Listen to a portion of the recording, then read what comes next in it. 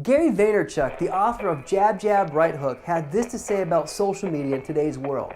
Quote, "Our collective BS radar today compared to 15 years ago is dramatically better."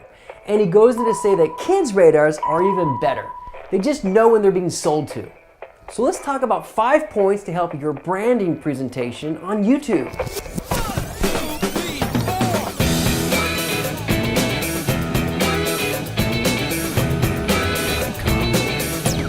Tip number 1, give, then ask. In his book, Vaynerchuk hammers businesses to give, then ask. Give people value and funny stories. Give them an animated GIF that just makes them laugh. Just saying Happy Monday gives them value. It's fine. You don't need a business objective for every piece of creative because we live in a world where it's just not about campaigns. We live in a world where we actually have creative freedom to actually act human and bring a little value to your customers. Make it funny.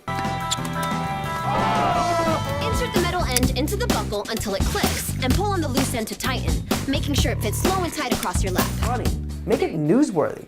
Then ask for the business. Just be authentic about it. Tip number 2, act human. As I just said, being authentic is really important in today's social media noise. Authenticity today has become an art where selling is now the easy way out. I'll paint any car for just $99.95. People don't want to be sold to, especially on YouTube. They want to be entertained. If you can find that comfortable balance between entertainment and branding, you're on the right track. Do you think Geico customers care about all the insurance incentives that Geico has to offer? No, not really. They just know they have really funny commercials. But what does 99% of Geico consumers know about their product? That's right, that they can save 15% or more on car insurance by switching to Geico. That's it. Their ad company, the Martin Agency, gets it.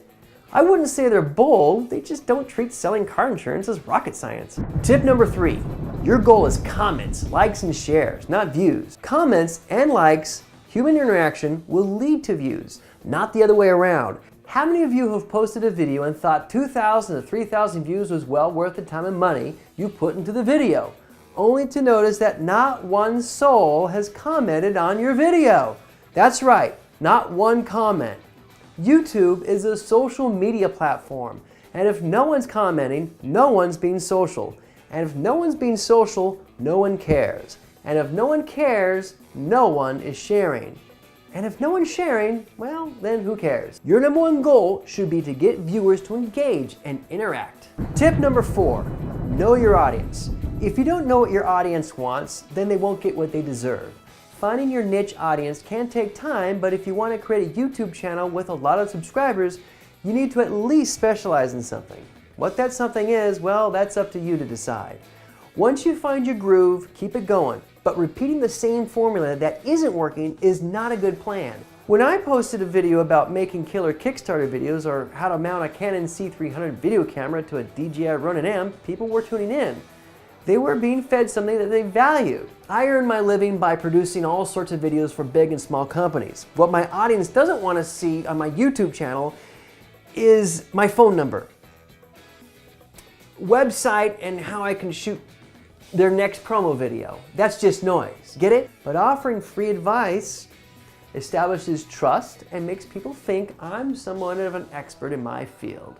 When people post videos that is clearly all about what their product is and why people use it, it might be valuable information, but guess what? That's not what people are on YouTube for, brother. People have 100 billion trillion choices on YouTube.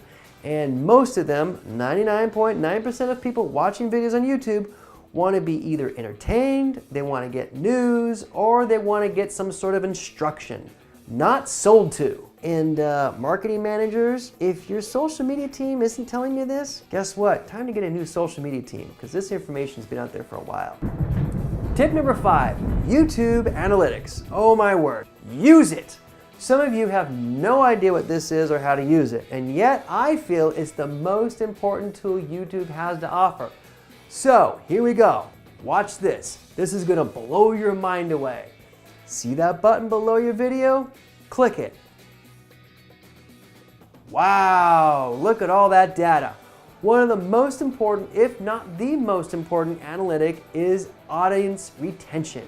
Click it and you'll see a blow-by-blow graph of how well your audience is paying attention to your video.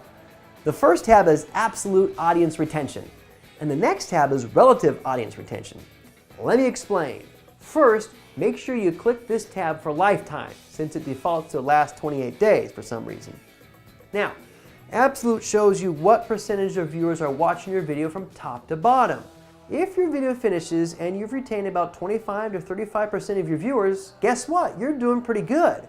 Pat yourself in the back. Now, if you're below 20% or less, then your video has little or no value to your consumers and viewers. Try something different until something clicks. Success doesn't happen overnight. The next tab, now this is my favorite. This tab is all about relativity compared to all other videos of the same length.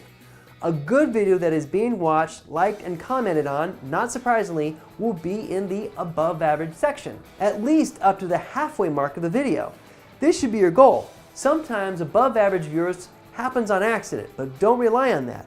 Above average in this section is the golden grail to all successful YouTube videos that people love and watch and share. If your video is in the above average section, call that a success and keep on going. Anyway, I hope these 5 tips help you out. Subscribe here to learn more. Until next time, this is Braden Barty and the Barty Blog.